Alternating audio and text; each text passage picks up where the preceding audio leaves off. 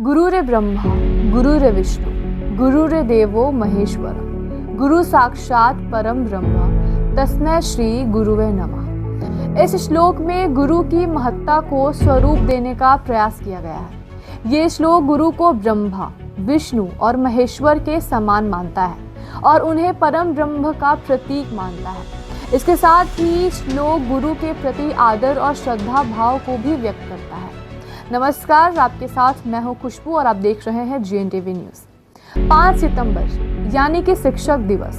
आज हम उन महान हस्तियों का सम्मान कर रहे हैं जिन्होंने न सिर्फ हमें ज्ञान दिया बल्कि हमारे जीवन को एक दिशा दी, एक मार्गदर्शन दिया।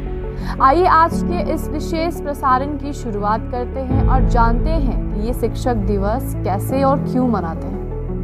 शिक्षक दिवस की शुरुआत 1962 में हमारे देश के पहले उपराष्ट्रपति और दूसरे राष्ट्रपति डॉक्टर सर्वपल्ली राधाकृष्णन के जन्मदिन के अवसर पर हुई थी। जब बच्चों ने उनके जन्मदिन को मनाना चाहा तो उन्होंने कहा कि उनके जन्मदिन को मनाने से अच्छा होगा कि इसे शिक्षक दिवस के रूप में मनाया जाए। उनकी सोच के पीछे उद्देश्य था शिक्षकों को समाज में उनके योगदान के लिए सम्मानित करना और उनकी भूमिका को समझना। आज के इस खास मौके पर देश भर में स्कूलों, कॉलेजों और संस्थानों में शिक्षक दिवस बड़े ही धूमधाम से मनाया जा रहा है। आइए जान लेते हैं बिहार के जमुहार में स्थित गोपाल नारायण सिंह विश्वविद्यालय के कुलपति ने इस अवसर पर क्या कहा। इसके लिए देखते हैं हमारे संवाददाता दिव्यांशु की रिपोर्ट। सर, आप शिक्षक दिवस को किस रूप में देखते हैं? शिक्षक दिवस हम लोग इस देश के पहले उपराष्ट्रपति और दूसरे राष्ट्रपति डॉक्टर सर्वपल्ली राधाकृष्णन के जन्मदिन के रूप में को मनाते हैं और इसकी एक अजीब सी कहानी है। बहुत पहले जब वो देश के उपराष्ट्रपति हुए तो लोग उनके पास उनके जन्मदिन को लेकर के गए, तो उन्होंने कहा कि मैं जन्मदिन ऐसे नहीं, मेरे जन्मदिन को आप शिक्षक दिवस का रूप नाम दीजिए तब मैं उसको मनाऊंगा। तभी से ये शिक्षक दिवस के रूप में 5 सितंबर को हर साल मनाया जाता है। सर, जैसा कि आप मेडिकल फील्ड से हैं और 2020 में गवर्नमेंट नई एजुकेशन पॉलिसी लेकर के आई है, तो मेडिकल फील्ड में नई एजुकेशन पॉलिसी का क्या रोल है? देखिए, मेडिकल एजुकेशन जो है बेसिकली जितने भी हमारे टेक्निकल एजुकेशन है इस देश में, चाहे मेडिकल हो, फार्मेसी हो, नर्सिंग हो, ये सब रेगुलेटरी बॉडीज़ द्वारा गवर्न होते हैं। तो हमारे पास बहुत ही कम स्कोप होता है कि हम अपनी तरफ से उसमें कोई परिवर्तन कर सकें। तो हमारी रेगुलेटरी बॉडीज़ जो भी परिवर्तन करती है वो नई शिक्षा नीति के संदर्भ में भी वहाँ से जो दिशा निर्देश हमको प्राप्त होता है उसी के अनुसार हम अपने विद्यार्थियों को पढ़ाते हैं। उसमें भी बहुत सारे परिवर्तन किए गए हैं, जैसे कॉम्पिटेंसी बेस्ड मेडिकल एजुकेशन आजकल चला है, जिसमें हम विद्यार्थियों को ये बताते हैं कि न केवल तुम किताब पढ़ो बल्कि आप मरीजों के साथ कैसा व्यवहार करेंगे, उनको दवा के बारे में कैसे समझाएंगे, आप पर्ची लिखते हैं तो कैसे करेंगे। तो ये सब नई करिकुलम में आया है जिसको हम लोग विद्यार्थियों को पढ़ाते हैं। उस रूप में ये हमारे यहाँ प्रभावी रूप से चल रहा है, उसी को हम लोग उसका पालन कर रहे हैं लगातार। सर, वर्तमान समय में एक शिक्षक को किस तरह की परेशानियों का सामना करना पड़ता है? देखिए, शिक्षक को हर समय के साथ परिवर्तित होते रहना चाहिए। आजकल शिक्षा को देने के, उसको प्रसारित करने के, उसको बच्चों को एजुकेट करने के नए नए माध्यम आ गए हैं। इसीलिए समय समय पर हमारे फैकल्टी डेवलपमेंट प्रोग्राम्स आयोजित करते हैं। जैसे हमने 15 साल पहले कोई शिक्षा प्राप्त की, किस तरीके से प्राप्त की और हमारा क्या तरीका रहा विद्यार्थियों को वो संप्रेषण करने के लिए, वो परिवर्तनशील है। टेक्नोलॉजी आ गई है, तब से हमको उसका सहारा लेना पड़ता है बच्चों को, विद्यार्थियों को अच्छी तरह से समझाने के लिए। तो आज शिक्षक का भी उत्तरदायित्व है कि जो नई नई तकनीक आ रही है, नई नई शिक्षा की पद्धतियाँ विकसित हो रही हैं, हमको अपने आप को उनके साथ एक्वेंट करना, उसके बारे में जानना है, तभी हम शिक्षा को बेहतर रूप से विद्यार्थियों तक संप्रेषित कर पाएंगे। ये शिक्षक का बहुत बड़ा उत्तरदायित्व है कि नई जो भी टेक्निक्स हैं अडॉप्ट करना है और उसके लिए हमको कटिबद्ध रहना है। सर, वर्तमान समय में जो छात्र हैं उनकी शिक्षा की पद्धति पूरी तरह से बदल चुकी है, तो आपका छात्रों के लिए क्या संदेश है? देखिए, छात्रों के लिए मेरा केवल एक संदेश है कि जो भी शिक्षा पद्धति है, जो भी शिक्षा नीति है, उसके तहत जो भी पाठ्यक्रम पढ़ाए जा रहे हैं उन्हें उसको पालन करना, उनको अपनी तरफ से कोई दिशा निर्देश नहीं तय करना है। शिक्षक उनके अभिभावक हैं, वो जिस तरह से भी पढ़ाई कराते हैं, जिस तरह से विद्यार्थियों को तैयार करते हैं, उसी अनुरूप उन्हें पढ़ाई करना है और भविष्य की अपनी संभावनाओं की तलाश करनी है। सर, वर्तमान समय में आज हर एक कंटेंट, जैसे वो पढ़ाई से लेकर के हो, प्रैक्टिकल फील्ड से लेकर के हो, वो यूट्यूब या गूगल पे ऑनलाइन सब अवेलेबल है, लेकिन फिर भी आज के वर्तमान समय में शिक्षक का इस परिस्थिति में क्या रोल है? देखिए, ये बात सही है कि सारी चीज़ें आजकल गूगल पर, यूट्यूब पर सब अवेलेबल हैं, सब प्रचुर मात्रा में उपलब्ध हैं और हम उसको पढ़ करके अपना ज्ञानवर्धन भी करते रहते हैं। लेकिन बहुत सारी चीज़ें हैं जिसको कि बिना शिक्षक के हम उसको समझा नहीं सकते। बच्चे पढ़ लें, समझ लें, लेकिन बिना शिक्षक के उनके समझ में नहीं आ सकता। वो समझाने की जो प्रक्रिया है उसके लिए इसका माध्यम का लेना ही पड़ेगा और बिना शिक्षक के वो चीज़ें हमारे समझ में अच्छी तरह से नहीं आ सकती। अब सुन लेते हैं, समझ लगते हैं, लेकिन जैसे टेक्निकल एजुकेशन की बात है, जैसे मैथमेटिक्स की है, साइंस की है, बिना उसके टीचर को बताए हुए हमारे लिए उसको ग्रहण करना बड़ा कठिन कार्य हो जाता है। इसलिए शिक्षक और शिक्षा का महत्व हमेशा बना ही रहेगा, कितना भी कंटेंट कुछ भी हो। जैसा कि आपने देखा कि विश्वविद्यालय के कुलपति ने इस अवसर पर क्या कहा। अगली रिपोर्ट है विश्वविद्यालय के department of journalism and mass communication के एचओडी की। जान लेते हैं उन्होंने इस अवसर पर क्या कहा। नमस्कार, मैं दिव्यांशु और आज मैं मौजूद हूँ गोपाल नारायण सिंह विश्वविद्यालय के professor doctor Amit Kumar Singh sir के साथ। नमस्कार सर, स्वागत है आपका। नमस्कार।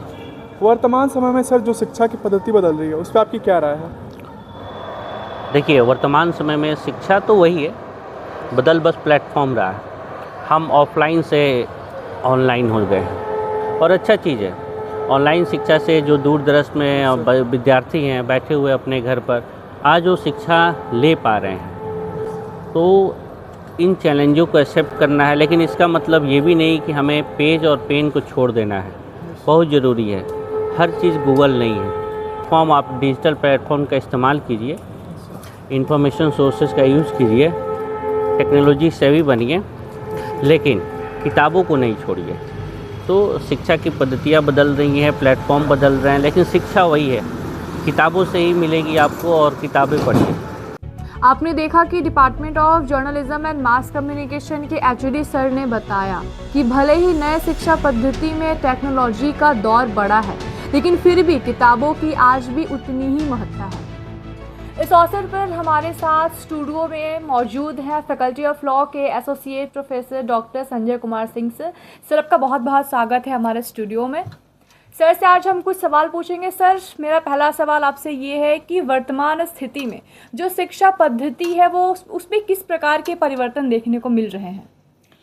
देखिए, वर्तमान समय में शिक्षा में जो परिवर्तन देखने को मिल रहा है वो इंटरनेट के आने के बाद ये परिवर्तन देखने में आया है। जी बिल्कुल। शिक्षकों और छात्रों के बीच जो संबंध रहा था, हमारी सनातन परंपरा गुरुकुल की परंपरा रही है, गुरु शिष्य की परंपरा रही है, उस परंपरा में जो टीचर स्टूडेंट रिलेशनशिप था, उस रिलेशनशिप में बहुत बड़ा बदलाव आया है। जी बिल्कुल। और इस बदलाव को हम इस रूप में देख सकते हैं कि जो स्टूडेंट्स का टीचर्स के साथ और टीचर्स का स्टूडेंट के साथ जो बिहेवियर था, जो कुछ इंटरेक्शन था, उस इंटरेक्शन में नए समय में बहुत सारे परिवर्तन आ रहे हैं।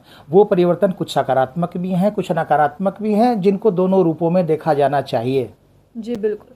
सर, अभी के वर्तमान स्थिति में जो शिक्षक है उन्हें किन चुनौतियों का सामना करना पड़ रहा है? चुनौतियाँ कई सारी हैं। इनमें सबसे जो बड़ी चुनौती है टीचर्स के समक्ष स्टूडेंट्स को लेकर, वो सबसे बड़ी चुनौती शिक्षक की है कि जो जिस सब्जेक्ट के टीचर हैं अब बच्चों को उनको अपने सब्जेक्ट्स को भी पढ़ाना है, साथ ही साथ बच्चों को मोरल वैल्यूज़ भी उनको बताने हैं। बिकॉज मोरल वैल्यूज़ का बहुत बड़ा इस समय ह्रास देखा जा रहा है। जो नैतिक ज्ञान है, नैतिक शिक्षा है, उसमें एक बहुत बड़ा परिवर्तन देखा जा रहा है, जिसको लेकर शिक्षकों की बहुआयामी जिम्मेवारी हो गई है कि वो बच्चों को उनका विषय भी पढ़ाएं और साथ साथ मोरल टीचिंग्स भी दें। उनके सोशलाइजेशन में भी जो उनके फैमिली का रोल है, इसके अलावा टीचर्स भी बहुत एक्टिवली उसमें काम करें। जैसे कि सर ने बताया कि टीचर्स को भी कहीं ना कहीं एक्टिव होने की ज़रूरत है अपने प्रेजेंट सिनेरियो को देखते हुए। सर, ऐसा कोई संदेश जो आप शिक्षकों को देना चाहते हो? शिक्षकों को मेरा संदेश यही है कि पूरे डेडिकेशन से, पूरे निष्ठा से बच्चों के विकास में पूरी तरह से लीन हों, लगे रहें। क्योंकि जो भी अभिभावक बच्चों को अपने जान के टुकड़ों को, जिगर के टुकड़ों को हमारे इंस्टीट्यूशंस में दाखिला कराते हैं, उनका कहीं ना कहीं हम टीचर्स के ऊपर भरोसा होता है कि वो अगर मेरे पास बच्चों को छोड़कर जा रहे हैं तो उन बच्चों के नैतिक उत्थान की जिम्मेवारी, शैक्षणिक उत्थान की जिम्मेवारी हम शिक्षकों की है और हम इस कसौटी पर पूरी तरह खरा उतरेंगे।